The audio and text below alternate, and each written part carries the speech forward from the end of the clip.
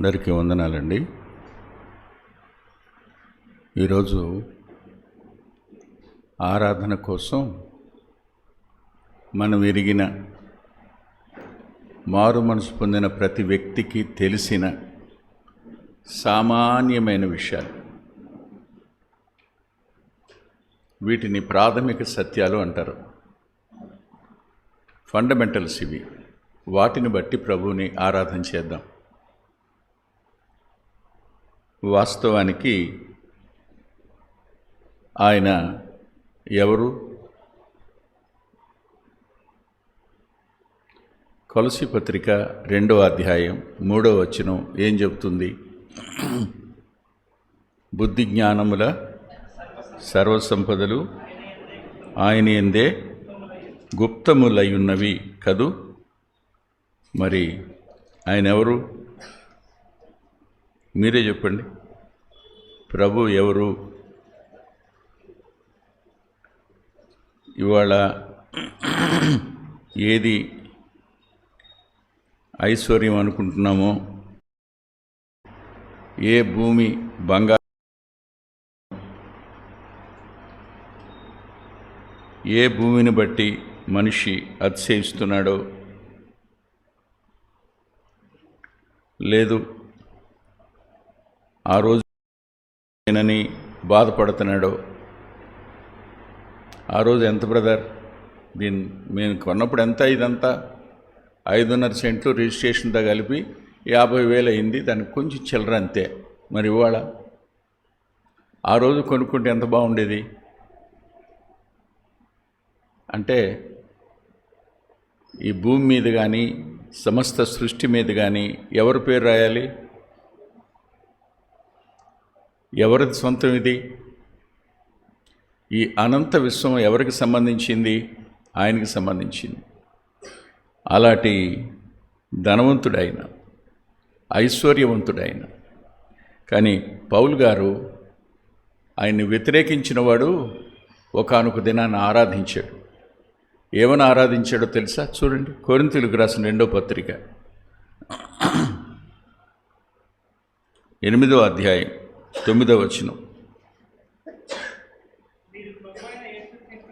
మీరు మన ప్రభు అయిన యేసుక్రీస్తు కృపను ఎరుగుదురా? ఆయన ధనవంతుడై ఉండి మీరు తన దారిద్ర్యం వలన ధనవంతులు కావాలని మీ నిమిత్తము దరిద్రుడాయను అన్నాడు. ప్రార్థన చేసుకుందాం. ప్రేమగల మా తండ్రి, కృప కలిగిన మా ప్రభువా, జాలిగల మీ పాదాల సమీపానికి మరోసారి ఆరాధించడం కోసం మేము వచ్చాం. ఒట్టిపోయిన వారు,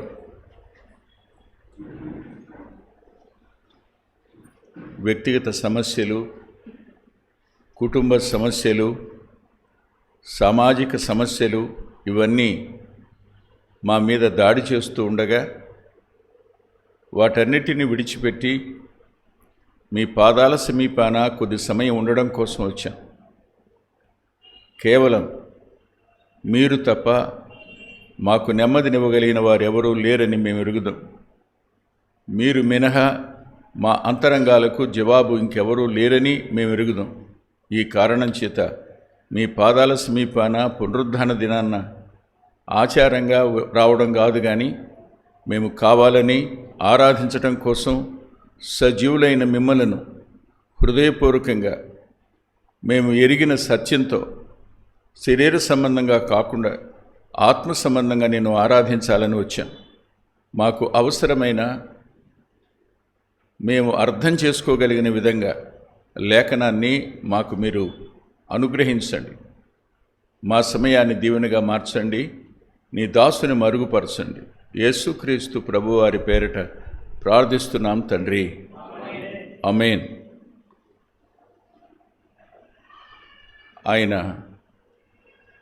ధనవంతుడు, మన నిమిత్తం దరిద్రుడు అయ్యాడు. మనల్ని ధనవంతులుగా చేయడానికి. ఎక్కడ? భూమి మీద.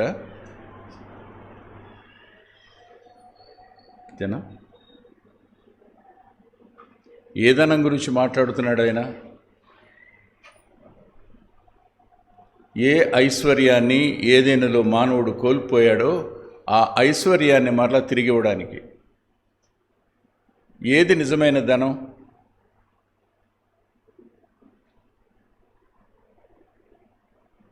డబ్బు జేబులో ఉంటే, బ్యాంకులో ఫిక్స్డ్ డిపాజిట్లు ఉంటే, ఇవన్నీ ధనం కిందకే వస్తాయా?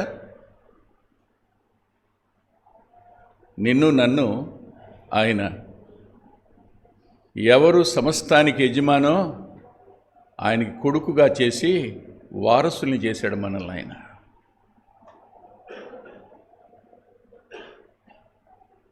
ఈ వారసత్వం లేదు, ఈ కుమారత్వం ఎవరిని బట్టి దక్కింది? ఆయన బట్టి. ఈ రోజున నేను ఇలా అంటాను,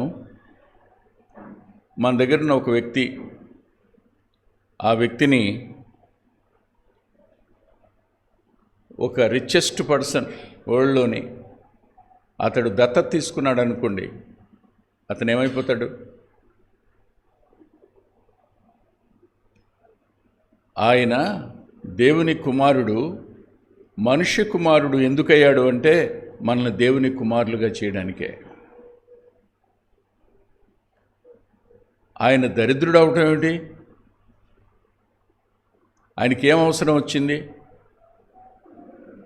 నేను అడుగుతాను, is there any personal problem? ఆయనకేమైనా వ్యక్తిగత సమస్య ఉండి దరిద్రుడయ్యాడు ఆయన? లేదుగా. మన కోసమేగా, మన నిమిత్తమేగా, మన కొరకేగా. ఇప్పుడు చెప్పండి, ఆయన జననం దగ్గర చూడండి, అదే. మరో మాట, ఆయన జీవితం దగ్గర చూడండి, అదే. ఆయన మరణం దగ్గర చూడండి, అదే. ఆయన సమాధి వద్ద చూడండి, ఏం కనిపించింది?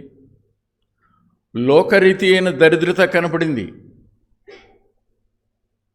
ఆయన మానవుల చేత ఎవరు తృణీకరించబడతారు? డబ్బులున్నప్పుడు అందరికీ మనం బంధువులు. డబ్బులు పోయాక చెప్పండి, ఒక్కరైనా పలకరించడానికి వస్తారా మిమ్మల్ని?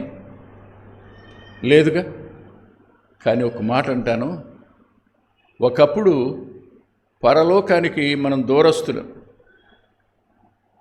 దేవునికి దూరస్తులం. అలాంటి మనల్ని ఆయన వారసులుగా చేశాడు.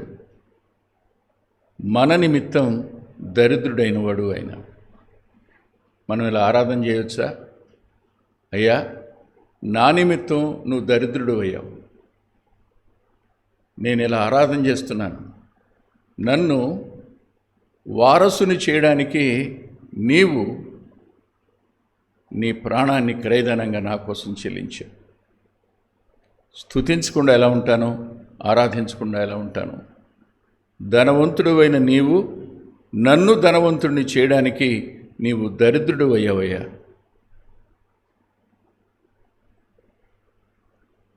ఓ తండ్రి ఉన్నాడు, పిల్లలకి గొడవ పడుతున్నారని ఆస్తి ఇచ్చేశాడు, డబ్బులు కూడా ఇచ్చేశాడు, ఇల్లు కూడా ఇచ్చేశాడు.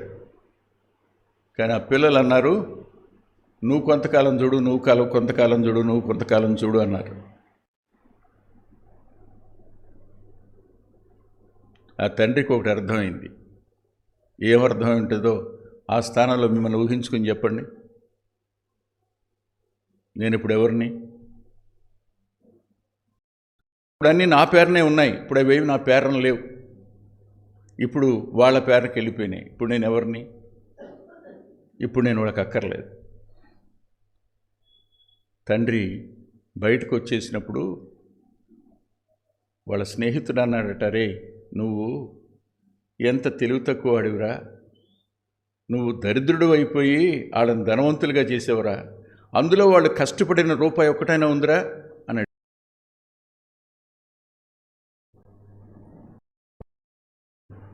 వాళ్ళు నా పిల్లలు కదా.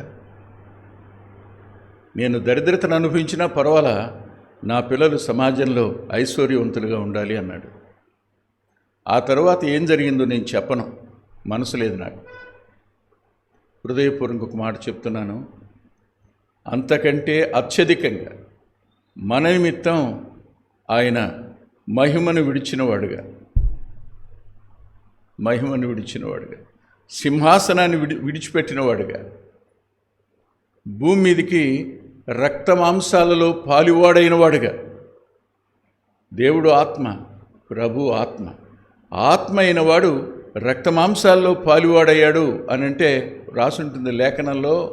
ఆయన దేవదూతల కంటే కొంచెము తక్కువ వాడుగా చేయబడిన యేసుక్రీస్తు అని అంటే అర్థం ఏంటంటే దేవదూతల కంటే తక్కువవాడు కాదు, ఆయన తను తగ్గించుకున్నాడని అర్థం. దైవత్వం యొక్క సర్వ పరిపూర్ణత శరీరాకారంగా ఆయన ఎందు నివసించింది. ఆయన తక్కువవాడు కాదు. మనం అర్థం చేసుకోవడం కోసం చెప్పబడే వివరణ అదంతే. ఆయన మన నిమిత్తం దరిద్రుడు అయినవాడు, నెంబర్ 1. నెంబర్ 2 చూడండి, కొరింథీయులకు రాసిన 2వ పత్రిక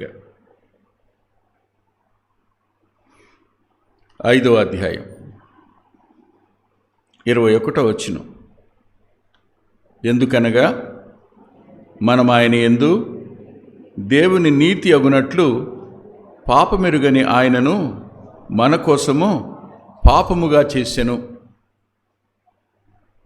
ఎవరైనా పాపము ఎరుగనివాడు. ఈ పదం చాలా గొప్ప మాట. పాపం చేయకపోవడం వేరు, పాపం ఎరగకపోవడం వేరు. ఆయన పరిశుద్ధుడు.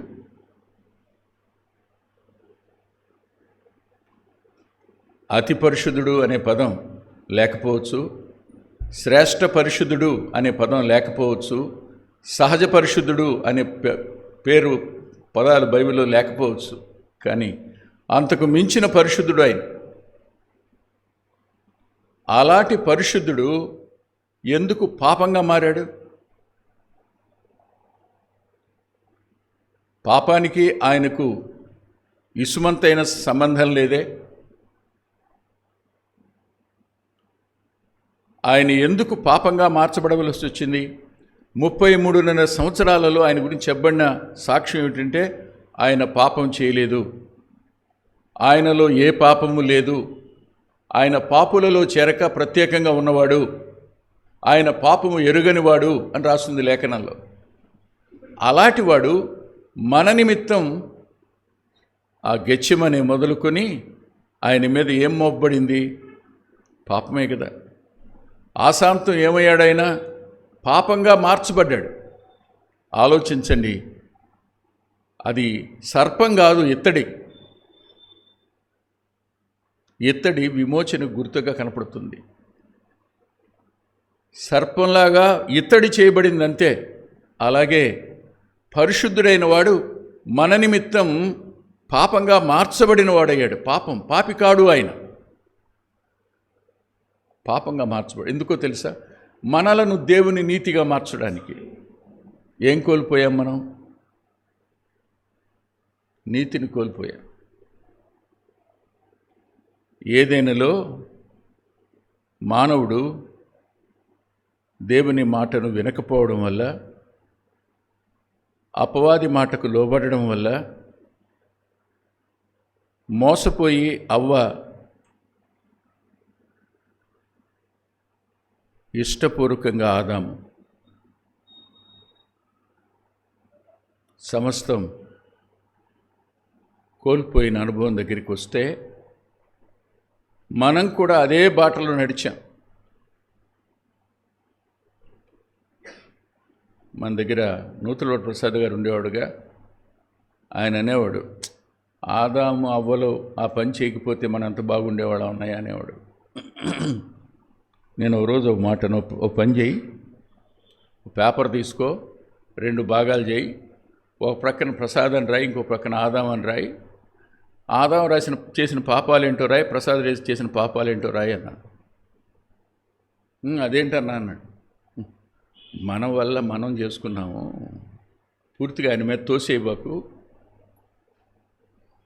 వాస్తవం, మనలో ఆ పాపం యొక్క నైజం ఏర్పడింది, కానీ పాపం చేయకుండా ఉండే అవకాశాలు చాలా ఉన్నాయి భూమి మీద.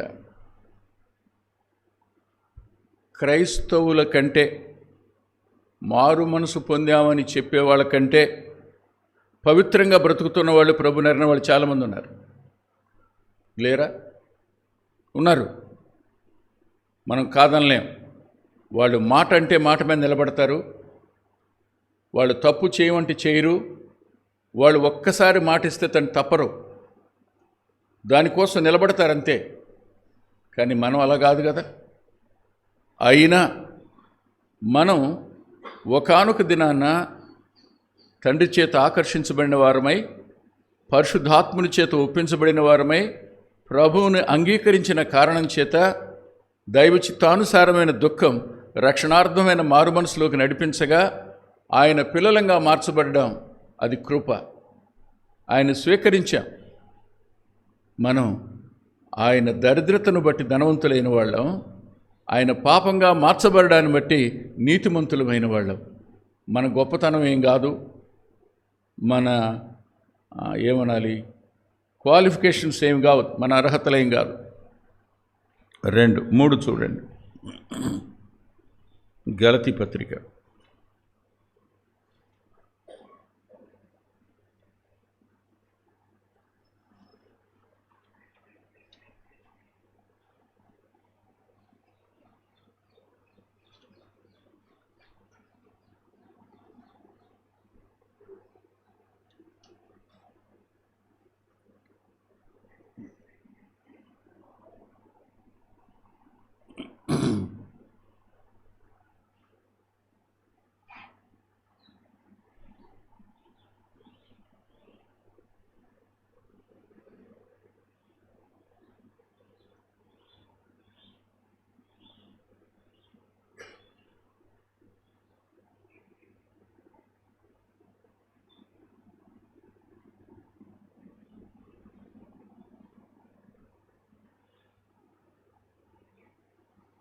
10వ వచనం, 3వ అధ్యాయం 10వ వచనం. ధర్మశాస్త్రం విధించిన క్రియలకు సంబంధులందరూ శాపమునకు లోనై ఉన్నారు. ఎందుకనగా ధర్మశాస్త్ర గ్రంథమందు వ్రాయబడిన విధులన్నీ చేయుటకు నిలకడగా ఉండని ప్రతివాడును శాపగ్రస్తుడని వ్రాయబడింది. ధర్మశాస్త్రము చేత ఎవడనూ దేవుని నీతిమంతుడిగా తీర్చబడడానికి సంగతి స్పష్టమే. ఎలాగనగా చూడండి, ఇంకొక మాట చూపిద్దాం. 13, 14 వచనం. ఆత్మను గురించిన వాగ్దానం విశ్వాసం వాళ్ళకు మనకు లభించినట్లు అబ్రహాము పొందిన ఆశీర్వచనము క్రీస్తు ద్వారా అన్యజనులు కలుగుటకై క్రీస్తు మన కొరకు శాపమై మనలను ధర్మశాస్త్రం యొక్క శాపము నుండి విమోచించెను.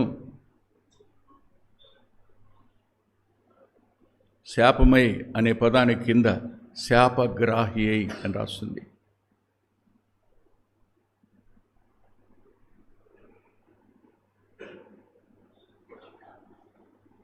మ్రాను మీద వ్రేలాడిన వాడు శాపగ్రస్తుడని రాస్తుంది. మొన్న ఎవరో నన్ను అడిగారు, ఏదన్నా ఆ దినాన్న సిలువ అనేది దారుణమైన శిక్ష కదా,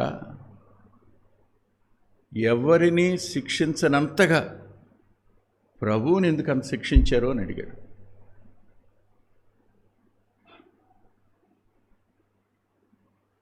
సిలువ వేసిన వారిని ఎవరిని శిక్షించనంతగా ప్రభువుని ఎందుకు అంతగా శిక్షించారు అని అడిగాడు. మంచి ఆలోచనలు వస్తాయి. వాళ్ళు సిలువ వేయబడింది వాళ్ళ పాపాలని బట్టి, కానీ ప్రభు సిలువ వేయబడింది మనందరి పాపాలను బట్టి.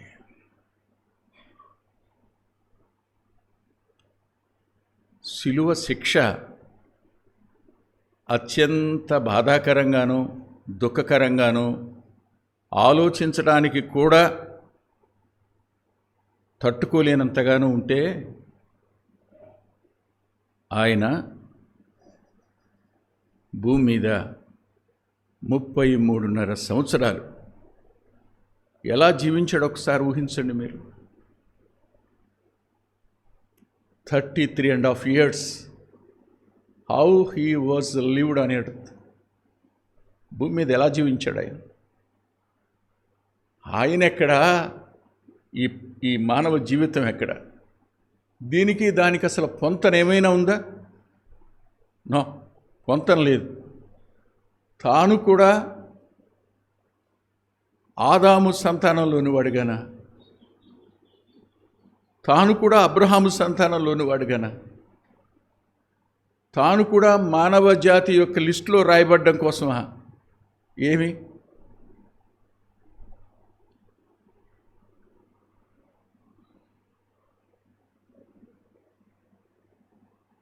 మనిషి శాపగ్రస్తుడు. ప్రభు నోటి వెంట నేను తినవద్దన్నది మీరు తిన్నారా అని అడిగినప్పుడు మనిషికి అప్పుడే అవకాశం ఇచ్చాడు. ప్రభు, పొరపాటైంది, నీ మాట వినలేదు, ఎవరో చెప్తే నమ్మేసి మీ మీద తిరుగుబాటు చేశాం, క్షమించండి అని అడగలేకపోయారు.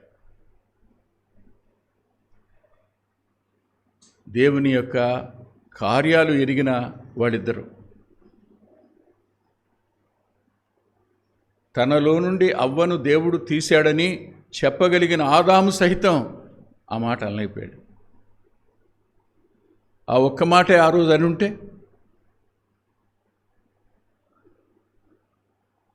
అలా కారణం చెప్పనా? అపవాది యొక్క కోర,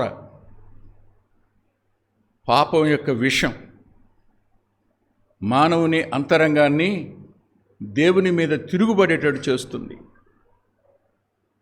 దేవుణ్ణి లెక్కలేనట్టుగా మాట్లాడేటట్టు చేస్తుంది. అది వాళ్ళ తప్పు కాదు, వాళ్ళలోనికి అపవాది నింపిన విషం అంతే. ఆలోచించండి, ఆయన 33.5 సంవత్సరాలు జీవించాడు. ఎక్కడైనా మీరు చూసారా ఆయన నవ్వెను అనే పదం ఎక్కడైనా కనపడుతుందా బైబిల్లో మీకు? హీ లాఫ్డ్ అనే పదం కనపడుతుందా?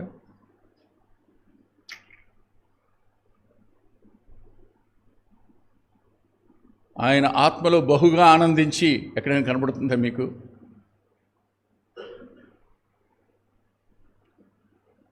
We may not find out a single word.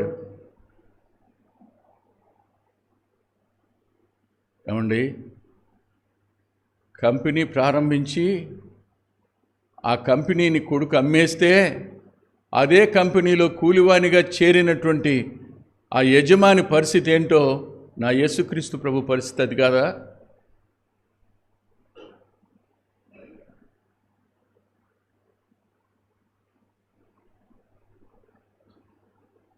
For this we are all responsible.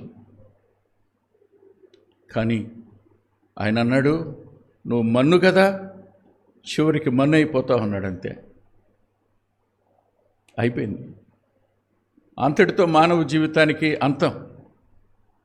అయితే ఆయన అన్నాడు, మంటి నుండి నిన్ను పునరుద్ధానమనే ఈవునిచ్చి తిరిగి మరల మహిమకు సమకూర్చుకోవడం కోసం ఆ శాపాన్ని నేను భరిస్తా.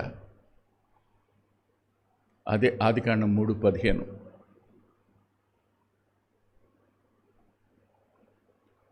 స్త్రీ సంతానంగా ఆయన పుడతాడు అనే వాగ్దానం అక్కడ. ఆయన తాను శాపగ్రాహి అయి మనందరినీ శాప విమోచన చేసిన వాడు అయ్యాడు. అయ్యా, నా నిమిత్తం దరిద్రుడిగా అయ్యావు నువ్వు, నా నిమిత్తం పాపంగా అయ్యావు నువ్వు, నా నిమిత్తం శాపగ్రాహివయ్యావు నువ్వు. రాస్తాడండి యెషయా గ్రంథం 52, 53. ఆయన చూడనొల్లని వానిగా, అపేక్షించుటకు ఆయన ఏమీ లేదట. అలా ఎందుకు? దాని వెనకున్నది ఏమిటంటే నిన్ను నన్ను విమోచించడానికి, నిన్ను నన్ను దేవుని నీతిగా చేయడానికి, నిన్ను నన్ను వారసులుగా చేయడానికి.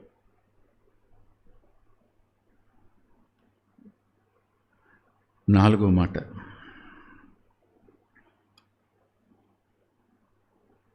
ఫిలిప్పీ పత్రిక 2వ అధ్యాయం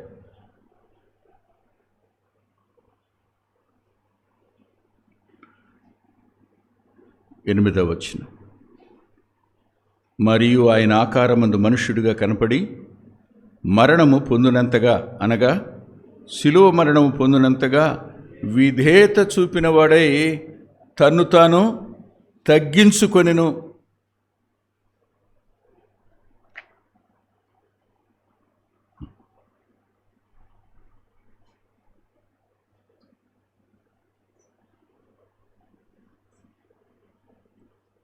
పిల్లలు అమ్మా నాన్న దగ్గర మాట్లాడుతుంటారు.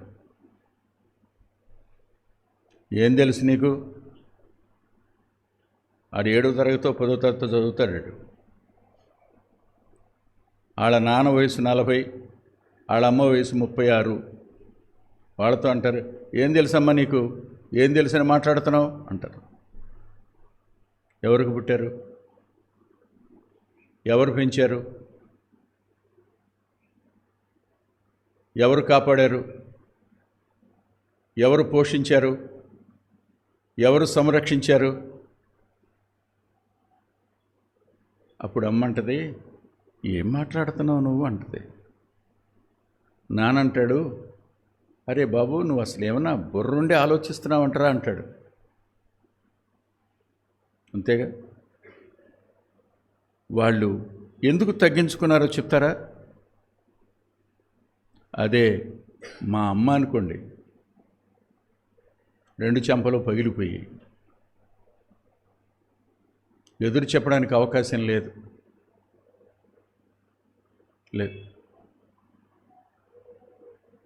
క్షణం ఆలోచించండి. ఆయన తగ్గించుకోవడం ఏంటి? మహిమగల సింహాసనం మీద ఆసీనుడై ఉన్నవాడు, ఆయన మాట చెప్తే దేవదూతలు ఆయన మాటకి లోబడతారు. ఎంత వేగంతో పరిగెత్తుతారో దానికోసం లేఖనాలు, వాళ్ళకి రెక్కలు వ్రాయబడ్డాయి లేఖనంలో. ఆయన మాటకు సమస్త ప్రకృతి లోబడుతుంది. ఆయన మాటకు లోబడనిది ఏదీ లేదు. ఆయన తగ్గించుకోవటం ఏంటి? మీకున్న ఎస్టేట్లో మీరే ఓనరు, మీకే సమస్త అధికారం. మీరు కూర్చుని ఉంటారు, కాలు మీద కాలు వేసుకుని, అందరూ పనిచేస్తుంటారు. మీరు ఆర్డర్స్ పాస్ చేస్తే సమస్త నిర్వహించాలంతే.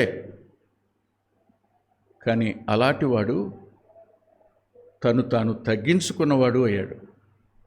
ఎంత తగ్గించుకున్నాడు అంటే చెప్పడానికి వీలు కానంత. ఆయన తగ్గింపుకు ఒక ఉదాహరణ ఎవడూ చెప్పలేడు. ఏ మానవ ఉదాహరణ ఆయన తగ్గింపును చూపలేదు. ఒక్కొక్క తల్లి ఇంట్లో అంటది, సార్ ఇంతకాలం ఈ కుటుంబం నిలిచి ఉంది అంటే నేను తగ్గించుకోవడాన్ని బట్టి సార్. ఈ కుటుంబాన్నంతా నా సంపాదనతో నేనే పోషిస్తున్నాను, కానీ నాకు విలువెవరు, నన్ను అవమానపరుస్తుంటారు, వాళ్ళు సంపాదించే పైసా ఉండదు, కానీ నేనే తగ్గించుకుని ఉంటున్నాను సార్. నా తగ్గింపు వల్ల ఈ కుటుంబం మిగిలింది అని అన్న ఆ తల్లి యొక్క తగ్గింపు కూడా నా ప్రియరక్షకుని తగ్గింపు ముందు పనికిరాదు.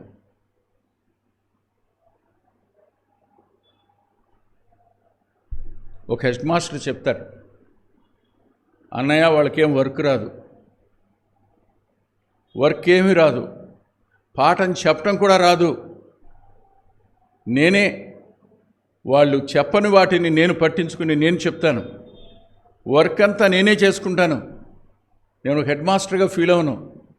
నేను ఒక ఫీన్ కంటే తక్కువ వాడిగా ఫీల్ అవుతాను.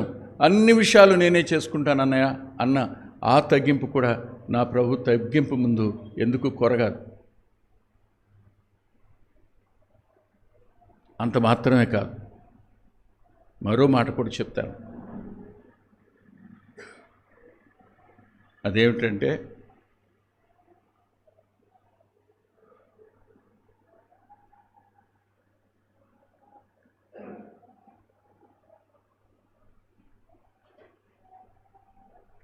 దావీదు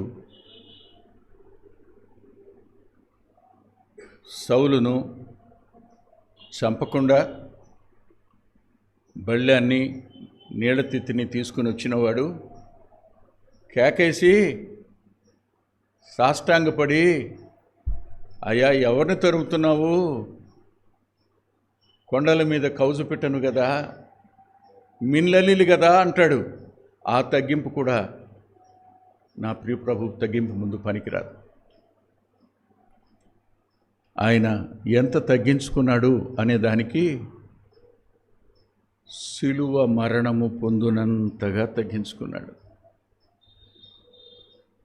ఆ దినాల్లో ఉన్న ద గ్రేటెస్ట్ పనిష్మెంట్,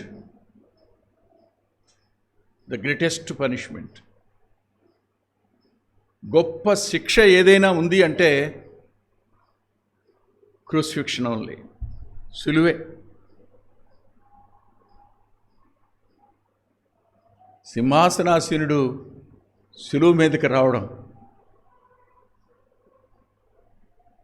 మహిమా కిరీటధారి మానవులకు జీవ కిరీటం ఇచ్చేవాడు ముళ్ళ కిరీటాన్ని ధరించడం, మట్టితో మానవుణ్ణి చేసినవాడు ఆ చేతులకు మేకులను కొట్టడానికి అప్పగించుకోవడం, మానవుని రక్షించడం కోసం తాను దేహాన్ని ధరించి నడిచి వచ్చిన ఆ పాదాలకు మేకులను, ప్రేమ కలిగిన గుండెకు బళ్ళెపు పోటును అప్పగించుకునేటంత శిలువ మరణానికి ఆయన తగ్గించుకున్నాడు.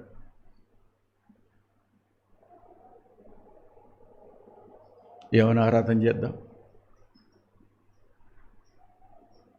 కన్నీరు రాకుండా ఉంటుందా? కన్నీరు రాకుండా ఉంటుందా?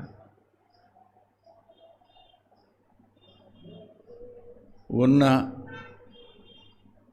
ఒక్క దుప్పటి పిల్లల ముగ్గురికి కప్పి, అమ్మ భర్త లేడు తనకి, అమ్మ తన కొంగు కప్పుకుని చలికి వణుకుతూ ఉంటే లేచి చూసిన ముగ్గురు పిల్లలు ఎలా ఫీల్ అవుతారు?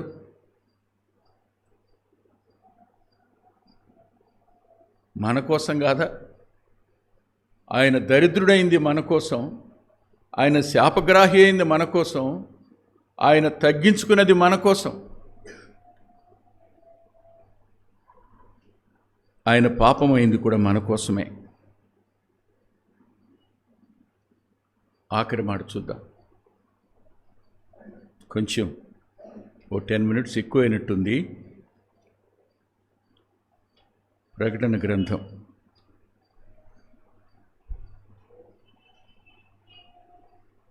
ఇంకెక్కడో చూపించడం నాకు ఇష్టం లేదు, అందుకనే ప్రకటన గ్రంథం దగ్గరికి వచ్చాను. 1వ అధ్యాయం 18వ వచనం. నేను మొదటివాడను కడపటివాడను జీవించువాడను. This is the meaning and the definition of God. దైవత్వానికి నిర్వచనం, దైవత్వానికి అర్థం ఈ 3 పదాలు: మొదటివాడు, కడపటివాడు, జీవించువాడు. ఇలాంటివాడు ఏమన్నాడు? మృతుడనైతిని గాని.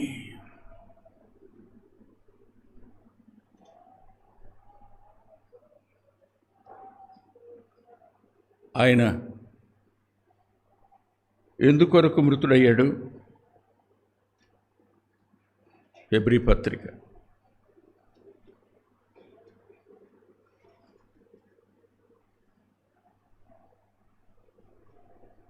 2వ అధ్యాయం 14-15 వచనాలు.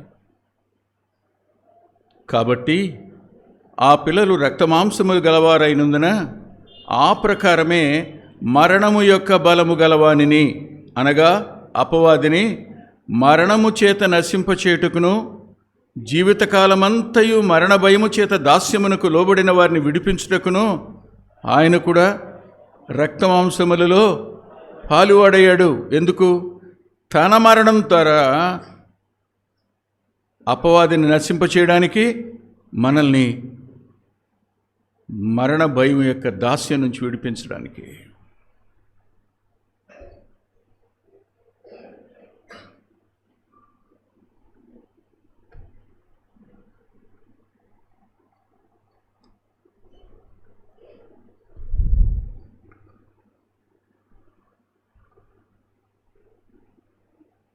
ఎప్పుడూ చేసేవారు ఆరాధన చేయకండి. ఇవాళ